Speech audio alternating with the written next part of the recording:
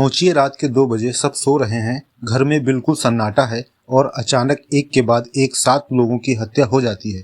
क्या कोई डकैत आया था या कोई दुश्मन? नहीं साहब, यहाँ कत्ल हुआ था, वो भी घर की अपनी ही बेटी के हाथों, जिसने मोहब्बत की खातिर अपनों का ही गला काट दिया।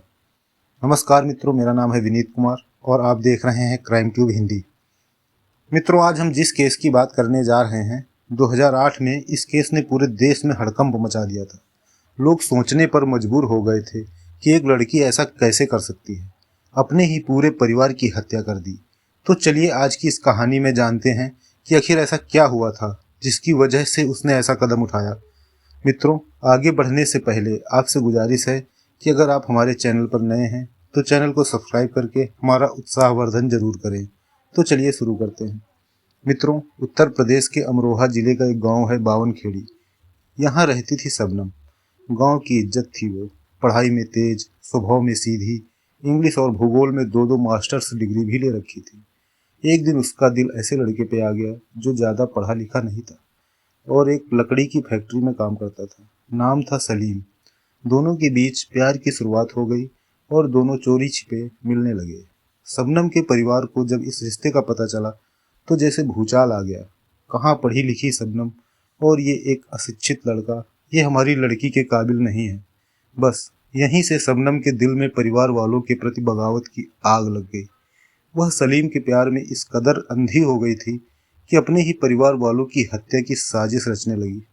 शबनम ने ठान लिया, अगर परिवार नहीं मानेगा और हमारे प्यार को नहीं अपनाएगा तो परिवार रहेगा ही नहीं, सबको खत्म कर दूंगी।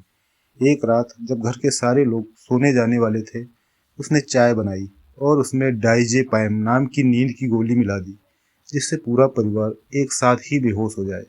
वह 14 अप्रैल 2008 की रात थी। सबने शबनम के हाथ की बनाई हुई चाय पी ली और गहरी नींद में चले गए।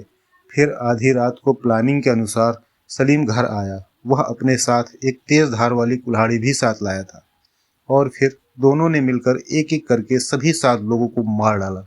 मरने वालों में थे पिता शौकत अली, माँ हाशमी, 2 भाई, भाभी, चचेरी बहन रबिया और 10 महीने का मासूम बच्चा अर्श, जो शबनम को मौसी कहता था। उसका भी गला घोट दिया। उस पर भी तरस नहीं आया। खून हर कमरे में बिखरा था। सबकी हत्या करने के बाद शबनम बाहर आकर चिल्लाने लगी, मुझे बचाओ, कोई पूरे परिवार को मार गया।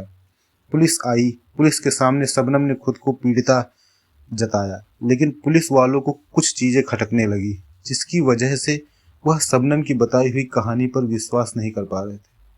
घर के दरवाजे पर कोई जबरदस्ती या तोड़ फोड़ का निशान नहीं था। शबनम के कपड़ों पर खून का कोई छींटा नहीं, लेकिन कमरे में सब तहस नहस था। और फिर फोन रिकॉर्ड्स। घटना की रात 31 मिनट तक शबनम और सलीम के बीच फोन पर बात हुई थी। जैसे जैसे सवाल बढ़े, शबनम की गढ़ी गई कहानी कमजोर पड़ने लगी। पुलिस जांच के 5वें दिन उसने खुद ही कबूल कर लिया, हाँ, मैंने और सलीम ने मिलकर सबको मारा है। इस केस में 29 लोगों ने गवाही दी थी। पोस्टमार्टम रिपोर्ट, फोन कॉल्स, सबने साबित किया कि ये कत्ल एक सोची समझी साजिश थी। 2010 में अमरोहा सेशन कोर्ट ने शबनम और सलीम दोनों को फांसी की सजा सुना दी। आगे अपील करने पर 2013 में हाई कोर्ट ने भी सेशन कोर्ट के फैसले को कायम रखा और फिर 2015 में सुप्रीम कोर्ट ने भी कहा, यह भारत के सबसे भयानक मामलों में से एक है, इसमें सजाए मौत देना ही उचित है। सलीम और शबनम दोनों की दया याचिका माननीय राष्ट्रपति तक पहुंची, लेकिन राष्ट्रपति ने ठुकरा दिया। गिरफ्तारी के वक्त शबनम गर्भवती थी। जेल में ही उसका बेटा हुआ। 7 साल तक वो बच्चा उसी जेल में पला। फिर उसे एक सोशल वर्कर दंपत्ति को सौंप दिया गया। शबनम के घर में उन 7 लोगों की कब्रें आज भी बनी हुई हैं। दीवार पर खून के धब्बे उस घटना की याद को आज भी ताजा कर देते हैं। कुल्हाड़ी भले ही सलीम लाया था, लेकिन उसको परिवार वालों पर चलाया शबनम ने ही था। सलीम को शबनम का साथ देने के लिए मौत की सजा मिली। अब आप लोगों से मेरा आखिरी सवाल ये है कि इसे आप लोग मोहब्बत कहेंगे या हैवानियत? शबनम कहती है मैं सिर्फ सलीम का प्यार चाहती थी। सलीम कहता है मैंने साथ दिया क्योंकि शबनम चाहती थी। लेकिन उन 7 लोगों का क्या, जो इस प्यार की बलि चढ़ गए? उस छोटे बच्चे का क्या कसूर था?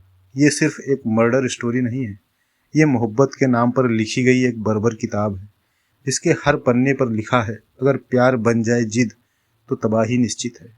ये थी अमरोहा की शबनम और सलीम की क्राइम स्टोरी। वीडियो को लाइक करें, शेयर करें और ऐसी ही कहानियाँ सुनने के लिए क्राइम ट्यूब हिंदी चैनल को सब्सक्राइब करें। धन्यवाद। मैं फिर मिलूंगा एक सच्ची अपराध कथा के साथ। तब तक के लिए शुभ रात्रि। जय हिंद, जय भारत।